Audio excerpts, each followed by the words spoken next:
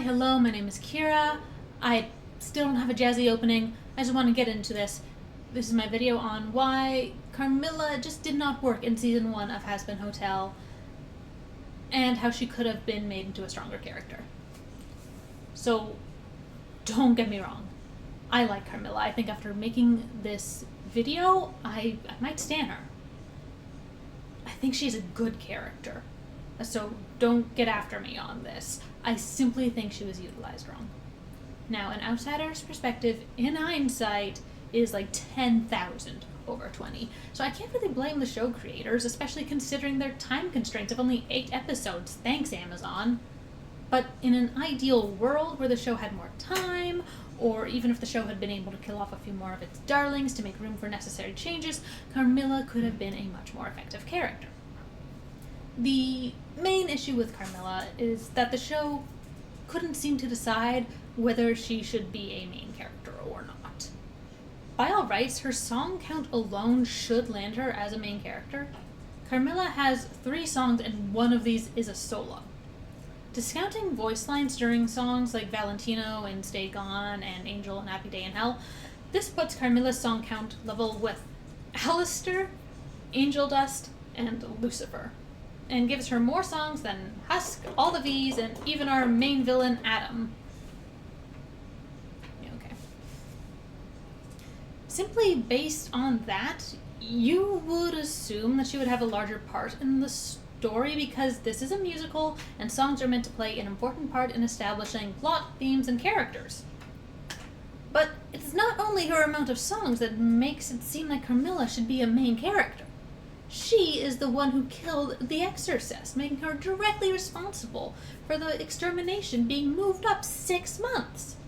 Yes, Charlie's attempts at diplomacy don't work, but that's because heaven was unwilling to listen. It was Carmilla's actions that moved Extermination Day up, a mystery that gets introduced at the end of episode 1 and is almost immediately solved by Velvet in episode 3. This on its own is an issue. Carmilla has no ties to the main characters, only being a fellow overlord to Alistair, so any connections that she makes are on the spot, as well as any impact she has on the plot, which turns out to be a lot.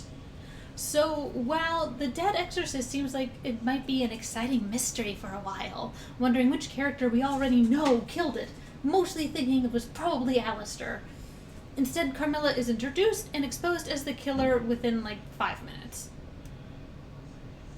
So that takes away that entire mystery storyline. If she was a character we already knew, or was someone a main character had ties to, the unmasking would have actually had an impact. As it was really meh. I would have been way more excited to see that storyline actually play out, mostly because it would have helped motivate Heaven. Sarah's fear of an uprising would have been so more real if the mystery of who killed the Exorcist was still in play. However, as soon as the mystery is solved, Heaven really does seem to forget about it in preference of screwing over Charlie because Adam just can't take it when anyone. Because Adam. But still talking about the dead exorcist, you would expect that Carmilla would take responsibility for this, but she doesn't. Despite being the key to defeating Adam, she is pushed aside. Because instead of giving Carmilla the main character role that her number of songs and the plot-altering actions she is involved in, she's instead shunted backwards into being a secondary character who seems like she'll take the limelight after episode 3, but instead completely disappears until episode 7 and barely shows up in episode 8 to the point I won't even count that as a episode she shows up in. Moreover, she doesn't play much of a role in the final fight, which is what shoves Lucifer into important character status despite only appearing in 2 episodes. Yes, she supplies weapons and helps Veggie learn to fight, but that's as involved as she gets. Now, we know that Carmilla doesn't like blood on her face, but is it truly right that the person responsible for moving up Extermination Day doesn't take part in the event that she caused.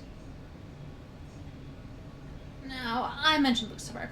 It is actually fair to compare Lucifer and Carmilla, seeing as they have the same number of songs and show up for more than a few seconds in 2 episodes.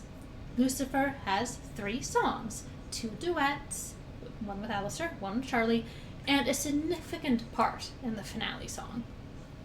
One of these duets is a more playful song that nevertheless explores how much he feels he needs to compensate for being an absent father. Then there's the duet with Charlie that actually touches upon their feelings for each other as father and daughter and why their relationship is the way it is. Finally, there's his part in The Show Must Go On, where he offers encouragement when Charlie's at her lowest and also reveals how he has changed as a character and what his motivations now are. Now, Carmilla. In Respectless, she serves as the Overlord's views on the V's, and helps to establish the world order. It's a great thing to do in a song. Whatever It Takes is sort of more like anything. It's a love song to her daughters that also explains her motives for how she acted. Out for Love is her solo song, and it's this song that I think fails Carmilla, whereas her comparison, Lucifer, always has songs that further either his plot or his character. Now, Out for Love itself is sung at Veggie, but there isn't much purpose to it. Even after what happened in heaven, Veggie is not shown as particularly angry towards Adam and Lute, the ones who might have ruined her relationship with Charlie. She shows sadness and worry and gets angry with Alistair, but we do not see her get angry on her own behalf. This could have been taken care of with a few lines. Veggie is generally quick to violence and anger, so it would have been pretty easy to add a line or two for her to be truly angry about how Adam and Lute not only left her to suffer in hell, but then took the wonderful thing that she found in hell and tried to break it. She could have shown up at Carmilla's doorstep actually seething with anger, but she doesn't. She's just her normal angry self because Carmilla wouldn't open the door. Therefore, Carmilla's message about acting for love comes across as hollow. Not only because it fails to apply to Veggie, who is still operating on Protect Charlie mode and is hardly thirsting for blood, but it just simply repeats the message that Carmilla sang about in Whatever It Takes. She killed not because she wanted to, but because she had to keep the one she loved safe. Moreover, it would keep it a secret because she wants them to continue to be safe. So, despite being a fun song to listen to, Out for Love lacks meaning for both characters, both the one hearing it and both the one singing it, which is frustrating because it could have been used for character progression. And that could have changed everything for both characters. Because, at the end of the day, despite being a key character, Carmilla has the weirdest character progression that simply does not make sense. Making her a main character could have alleviated this. Again, comparing her to Lucifer, Lucifer's actions make sense. His relationship with Charlie has been revealed as one that harbors a lot of love that neither, especially Lucifer, knows how to articulate. And it would have made no sense at all for him to not show up in the final fight. His attitude towards sinners has also changed due to Charlie, and it feels really cathartic to us as the audience to watch him stick it to Adam, considering how he was shown to have this almost traumatic reaction to thinking about heaven at all. And this was in a 2-episode character. Carmilla's actions do not make sense. She kills the exorcist and decides to keep it a secret so hell will not rise to war. But then, upon having Veggie point out that heaven won't just stop at the hotel, she trains Veggie to fight and supplies the hotel with weapons, which will have one of 2 possible consequences. 1, the hotel wins and all of hell will see that exorcists can be killed, which was what Carmilla was terrified of. Option 2, the hotel loses and the angels go on to brutally exterminate as much of hell as they can due to the dead exorcist that Carmilla killed. What would have made sense and also made Out for Love also makes sense would have been for Carmilla to take responsibility for what she did and change her actions accordingly. Yes, and again, this is a complete Lucifer parallel, because they work so well mirroring each other. This would have meant her taking part in the final fight. Not only would this have tipped the scales and put her firmly in main character status, but it would have given her some character growth that matches the growth that a character with her song count and plot-altering actions deserves. Why would Carmilla fighting with the hotel make sense? Well, if we consider the options Carmilla has, the hotel succeeds and hell rises versus the hotel falls, and the exorcist raise hell to the ground, then beating the exorcist at the hotel is her best option. And this actually has a couple of reasons. So first, especially after Rosie mobilizes the cannibals, that's two other overlords who stand with the hotel. The overlords, for me, do not project a sense of being particularly unified, but Carmilla has been placed directly as an obstacle to the V's. Velvet already claimed that she and the boys had a plan when she found the angel head, but they have notably done nothing to try to help the hotel. Despite Hell's perception of her, Charlie is the Princess of Hell, though, and the Overlords know it. Carmilla allying with Charlie would prevent the V's from trying to pull that move, making it a smart idea politically to not only thwart the V's, but present more of a united front from the Overlords, while also throwing their lot behind Charlie and, through association, Lucifer. This would create the Overlords as, not only seeming more unified to stand against the V's, but also they've got the big boss behind their back now. The second reason that her fighting would make sense, if the hotel wins, then it's Charlie who actually stands as the figurehead of a rebellion, and it's obvious enough to everyone that although powerful, Charlie is a pacifist. If the V's led a rebellion, it could well lead to the massacre Carmilla is afraid of. But if Charlie wins the fight for the hotel, she won't be the type to rally all of hell to rise against heaven itself. She'll fight to protect her home. And the idea of hell rising to war goes down by a significant amount with her in charge. Even when Lucifer gets involved, their first action after the fight is rebuilding the hotel, not retaliating against heaven. And lastly, Carmilla is a fighter. If the most favorable option for her is for the hotel to win, for the above reasons, and also to prevent that, complete massacre by the exorcists, then her getting involved in the fight by helping to train the cannibals, then killing exorcists on the actual extermination day, that is her actually fighting for love, like her own solo song advocated for.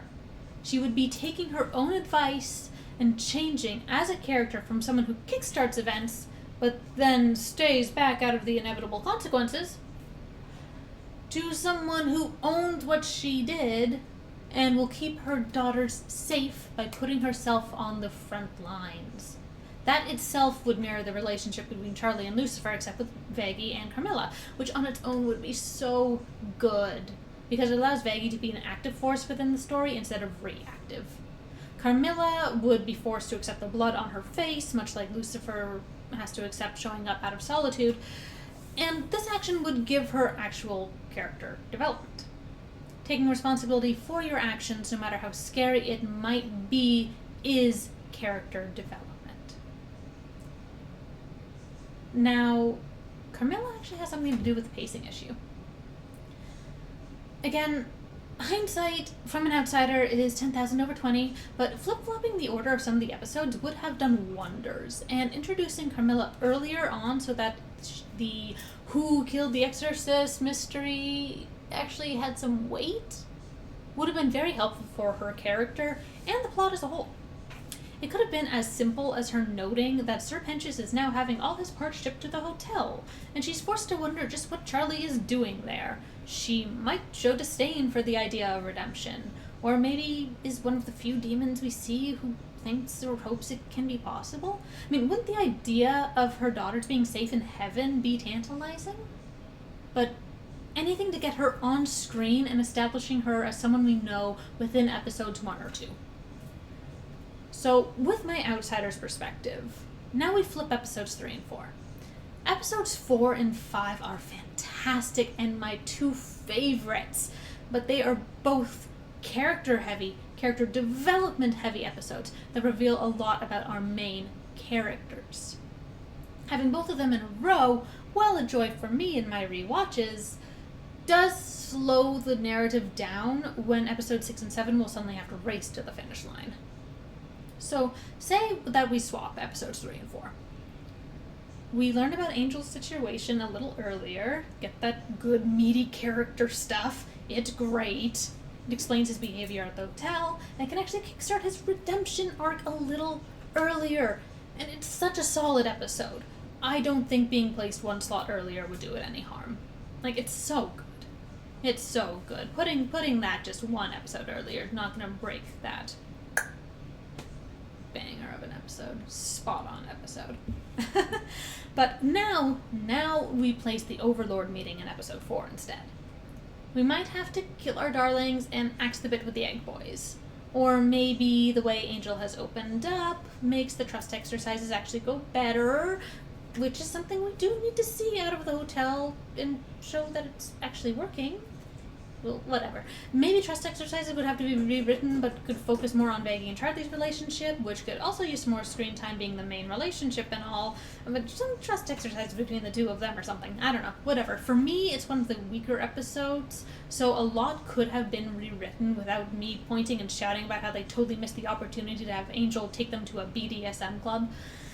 Having the egg boys no longer involved would actually work out for the better later in the series, because Charlie's deal with Alistair wouldn't be proven completely pointless literally 2 minutes after she made it. Because the egg boys / Sir Pentious wouldn't have had a clue. Alistair definitely had other means of spying on that conversation between Zestiel and Carmilla. Like, let his shadow Peter Pan it around or something, and then return to him with the information. Like, maybe just truly make him the only person who knows about Carmilla and can offer Charlie that help. Anyway, if we introduce Carmilla at the end of episode 2, perhaps noting that the hotel guests now include Sir Pentious, one of her best customers, then do Angel's episode, then the Overlord meeting, which could do wonders for the pacing. Between the trust exercises episode, honestly, it's called Scrambled Eggs. Scrambled Eggs. Between Scrambled Eggs taking place a week after Sir Pentious arriving and Dad Beat Dad taking place almost 5 months later, Angel's episode is the only content we know that happened in those 5 months, leaving a huge gap. If Angel's episode is established to happen maybe a month after Pentious moves in, then the Overlord meeting could help establish our time frame by Carmilla mentioning that there's only 3 months left or something. You know, like, oh, there's only 3 months left until the extermination. Does anyone have any ideas? Not you, Velvet. You know, so that would remove some of that massive time jump. It would basically cut it in half. But, you know, that would help with the pacing.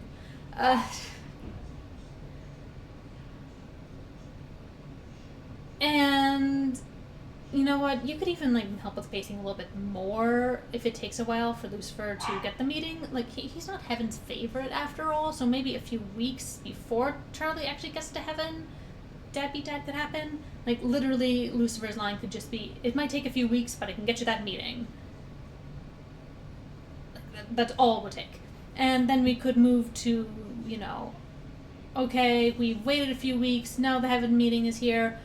Now we have 1 month left. Let's go! Full throttle! And by then, we've reintroduced Carmilla. we have her decide to literally fight for love and own her actions, and since we swapped episodes 3 and 4, she has not dropped off the map so significantly. Now, the episodes would have to be rewritten slightly to help facilitate the passage of time, but I do think that simply changing the order of episodes 3 and 4 could have helped a lot with the pacing issue, simply because it would help Carmilla. She would be introduced earlier, but not revealed immediately as the Exorcist killer, so the reveal later would have more impact. If episode 3 did become 4, then episodes 5 and 6 would exist as a gap between her episodes, and she would also be a significant force in the finale as well. So, yeah, only 5 and 6 between her appearances. That's so much better. And yeah, then she's in the finale. So, again, using Lucifer as her mirror once more, this actually, puts her in a significant role in 3 episodes instead of just 2, even if she doesn't get to be the main focus in them. Her deciding to fight for the hotel would also make sense with her motivation, not only as a mother, but also as an overlord, and would turn her into that key character that she supposedly is. And Carmilla is the key. Okay, so that's my TED Talk on why Carmilla should have been treated as a main character, and how the show could have done that, and meanwhile fix some of its other issues along the way. I think she's compelling. Her voice actress is incredible, and I would love to see some actual Overlord cooperation to pit against the V's inevitable power grab. As the show exists, Carmilla's honestly in some sort of character limbo as to whether she's actually that important when Heaven just seems to let the dead exorcist thing go in favor of attacking the hotel, and when Veggie is really not shown thirsting for vengeance or blood, because of all her time is used up worrying about Charlie. Carmilla is criminally underutilized, and I don't see how that's going to change in season 2 with all the stuff that's going to happen. Really, her time to shine would have been in season 1, and it didn't happen. It won't happen. I just get to be sad about it. I wish that we had seen more of her. I wish what we'd seen had been more significant. And I wish that her motivations made clear sense. I don't know, justice for Carmilla Carmine or something. I don't know. She had all the potential to be this wonderful, developed character. Instead, she fell flat due to timing, lack of presence in the show, and by kickstarting events that she would end up playing literally no part in. I do still want to cover the rest of the season in another video, but I did feel like Carmilla deserved her own, mostly because this is long enough already. So, yeah. I love Carmilla. I wish that, I wish that she'd been used differently in the season. So, I hope you're doing well, wherever and whenever you are. My name is Kira, and I will see you again later.